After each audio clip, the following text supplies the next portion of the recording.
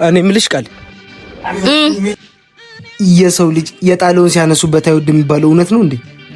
እና ታዲያ ለምሳሌ ልንገርህ፣ እኔ አንተ ፍቅረኛ ብሆን እኔና አንቺ ፍቅረኛሞች ሆ አረ ምሳሌ እኮ ነው። ተተተተተተ አትመስይ ፍቅር ሆ ሲጀመር አንተ ቁም ነገር አይገባም። ጥያቄህንም ደግሞ አልመልስም። አትመልሺው።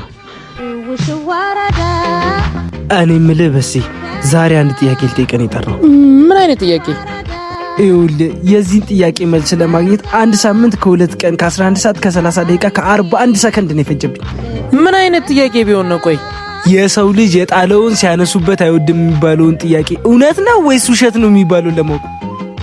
ይሄን ጥያቄ ለመመለስ 1 ሳምንት ከ2 ቀን ከ11 ሰዓት ከ30 ደቂቃ ከ41 ሰከንድ እሽቶባል አይደል? አው በምን አወቅ? ባካውን አይደል እንዴ ነገርከኝ? ባክ ወይ ለካ ነግሬሃለሁ። እና መልሱ ነገረኝ።